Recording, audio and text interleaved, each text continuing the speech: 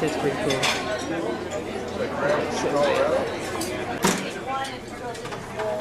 Doesn't that look good?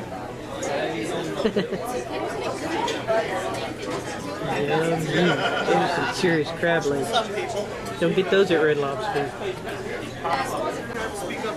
Okay, finish that off. Now it's time for something else.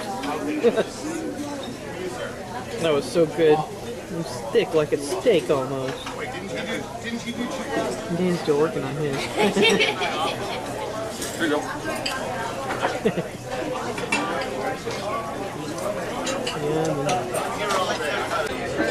Down there you can see a bunch of snow machinery right there at the track. I didn't even know that was there. That's something new.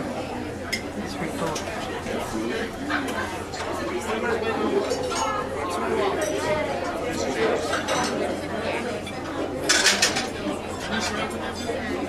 Sometimes when the weather's like this, when it gets warmer, people are afraid to go out in the wild in the snow machine because they don't know what the conditions of the snow are.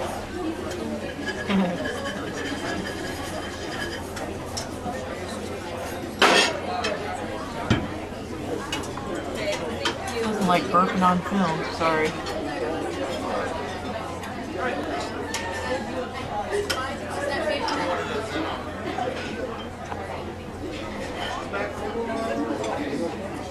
Out there, you would be able to see the Matsu Valley and the Talkeetna Range and part of the Chugach Range, but it's so overcast today, you can't really see much. You can kind of see them in the distance, just a little bit.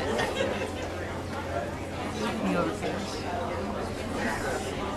There is Dumb and Dumber, the two new chefs that they got there. The guy on the right, he almost set the ceiling on fire just now. Our chef is setting up all the tables and stuff, the one that we like. These two guys, they burnt Dan's eggs. Couple of dorks. How the hell do you burn eggs? Some guy in a dark outfit just came over and said something to him. I think he's the head chef. I need to do something. He probably said, I need to talk to you guys after this. Stop setting things on fire. Oh, one guy started talking about it. Alaskan. Okay. So tell me about you. Tell me about me. I am a librarian at Houston Middle School. Plus, I work here on Sundays. And I have two kids, and they're all grown up. And one lives in Seattle, and one lives in Baltimore. And tell me your name. Oh yeah, my name is Kitty Benson. Is that your real name, or is that? That's my real name. No, well, that's my stage name too. Because I'm now a famous singer. I take lessons every week. So tell me what you teach in school. What do I teach in school? Okay, this is how you use the EBSCO database to search for something that you're interested in. Like if you're searching for cats and you're searching for dogs, if you say cats and dogs, then you're going to be searching for stuff that is just about cats and dogs. If you're searching for something about cats or dogs, that means you're searching all of the cats and all of the dogs. And that's a lot of stuff. So you teach kids about computers? Teach kids about computers. This is a mouse. This is word processing. Here's a spell checker. This is how you center things. And this is how you double space. And this is how you save to the file server so you don't lose your work. And this is how you use a really, really old computer, right? Oh, they're not really that old. Are they? They're good? No, we're working with Microsoft 2003, I think.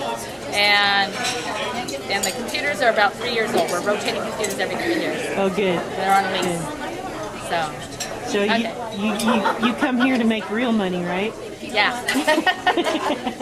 Yeah. Well, actually, the school district pays me pretty well, but my kids, even though they're adults, I'm still a single mom. Yeah. No. So they whine. So let's see. What else could I tell you? I was born in Fairbanks and grew up there. So I have adventures in Fairbanks that I can tell about. Yeah. And then my folks retired to Yakima, Washington, and I lived down there a couple of years.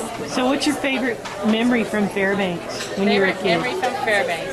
I think just listening to the wind in the trees, a breeze, and you can know how the trees just kind of rustle in the summertime. That's probably plus kicking up the dust like at the fairgrounds, because Right. you know it's usually hot and dry in the fair, and it's that fine glacial dust, so it's almost like flour. Uh-huh. And taking through the dust in that, stirring it all up, and having fun at the fair. So, did it bother you about the temperatures there? How cold it was? Well, no, because I was born up there. Once I left Fairbanks and I moved to Juneau, then I went up and spent like a winter in Whitehorse, Uh-huh. and it got to 40 below, and I'm like, oh my God, this is cold. How did I ever take 60 and 70 below in Fairbanks all these years? I used to think people were crazy because they didn't bundle up better. Now I realize that they hadn't experienced that sort of thing. So, and it isn't the cold up there so bad, it's the ice fog, because when I was a kid there wasn't any ice fog, but it's just been more and more cars and more buildings.